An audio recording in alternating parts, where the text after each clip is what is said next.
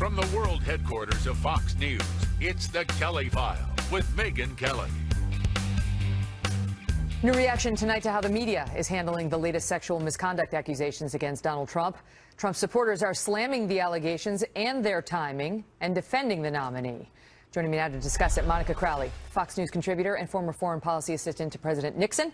Katherine Timpf, National Review reporter and a contributor to the Greg Gutfeld Show on Saturdays at 10 p.m.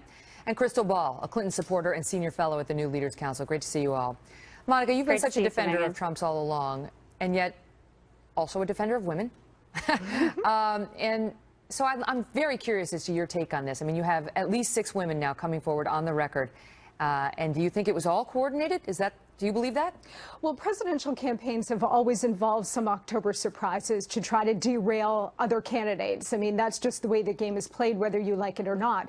But when you look at the pattern here, Megyn, what you see is that 3 days before the first debate, the New York Times publishes the tax return story. And then 2 days before the second debate, you had the Access Hollywood tape leaked, even though NBC News had it since August. And now a couple of days before the third debate, you have the New York Times publishing these allegations from these women. So it does look like a coordinated attack, and given the WikiLeaks disclosures of the very scandalous collusion between the media and the Hillary Clinton campaign, I think it does raise a lot of issues. This is not a coincidence, but every presidential campaign and candidate has to deal with things that are thrown at them. The question is not what they're hit with, the question is how they respond. Kat, you went on a tweet storm last night that got a lot of attention because you were taking real issue with the attempt to discredit all of these accusers by just saying, why did they wait so long? Why did they wait so long? Why did they wait so long?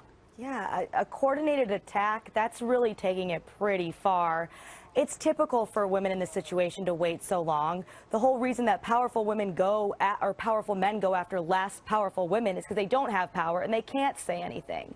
Of course, maybe when that guy's about to become the president and when they have this audio tape of him bragging about what he did to them, that might spur them. And yes, when one comes forward, it does make it easier for others to come forward.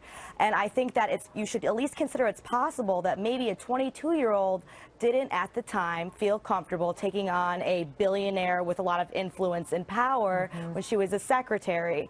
And at least consider that and think about it before making accusations like saying it's a coordinated attack. These women aren't having fun. Look at my Twitter mentions for even just saying that and see if that's a party you want to be a part of. But on the same, by the same token, Krystal, same thing's true of Juanita Broderick and Paula Jones and Kathleen Willey. They're getting attacked too, and they're getting their stories completely dismissed.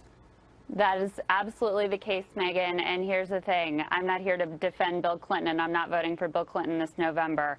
I mean, right now what we have is a presidential candidate who bragged about sexually assaulting women, and now we've had woman after woman come out and confirm exactly what he himself confessed to. And I mean, in terms of the timing, imagine that you're an ordinary citizen living a private life. Can you imagine how scary it would be to inject yourself in the middle of this campaign and be scrutinized and have your public information, private contact details released, and everybody decide whether you're bangable enough for King Donald?